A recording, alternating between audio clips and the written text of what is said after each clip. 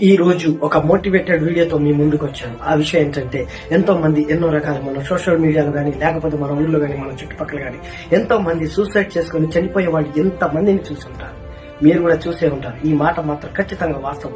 దీని వల్ల ఎందుకు వస్తున్నాయంటే, ప్రతి చిన్నదానికి మనం డిప్రెషన్ లోకి వెళ్ళిపోయే రోజులు ఉంటాయి. ఎందుకంటే మన ఫుడ్ ప్రాబ్లం వల్ల కానీ, మన మైండ్ నిలకడగా ఉంచుకోకపోవడం కానీ, వీటి వల్ల మాత్రం ఖచ్చితంగా వస్తానే ఉంటుంది. ఎందుకంటే మనం ప్రతి దానికి ఓవరాల్ గా ఆలోచిస్తూనే ఉంటాం. ఓవర్ గా బాగా థింకింగ్ గా చూస్తే ఏదో మన కోట్ల విలువలకు సంబంధించిన ఆస్తులు వేరే వాళ్ళు పట్టుకుపోయినట్టుగా, లేకపోతే మనకు ఎవరో కొన్ని వందల మంది మనం పడవటానికి వచ్చినట్టుగా ఈ రకంగానే మనం ఆలోచిస్తుంటాం. కానీ యాక్చువల్లీ మన జీవితంలో ప్రతి దానికి కూడా టేక్ ఇట్ ఈజీ అని ఒక ఫార్ములా అనేది ఉపయోగిస్తే మనము ఎంతటి దూరమైనా సరే సునాయాసంగా నడవగలం, ప్రయత్నించగలం. ఎంత పెద్ద కష్టం వచ్చినా గానీ ఎదుర్కొనగలం. ఈ మాట మాత్రం వాస్తవం. నేను ఎందుకు చెప్తున్నాను, ఒక్కసారి మీరు ఆలోచించండి. మన కష్టాలు వస్తూనే ఉంటాయి. ఎందుకంటే మనం మానవులం కాబట్టి, వాటిని మోయగలం కాబట్టి దేవుడు ఆ భారాన్ని నీకు ఇస్తాడు.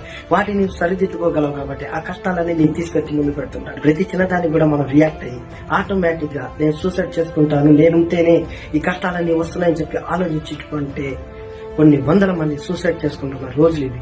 కానీ వాస్తవంగా మాట్లాడుకుంటే, మీరుంటే ఒక కష్టమే, అదే మీరు లేకపోతే మన పిల్లలు ఏం కావాలి, మన ఫ్యామిలీ ఏమో కావాలి, మన ఫ్యామిలీ తర్వాత మనం లేకపోతే వాళ్ళు బ్రతకగలరా, వాళ్ళు జీవించగలరా, వాళ్ళ కష్టాలను ఎదుర్కోగలరా? కష్టాలని వాళ్ళు ఫేస్ చేయాల్సి వచ్చింది. కావాలంటే ఒక్కసారి నువ్వు గమనించి వీడియోస్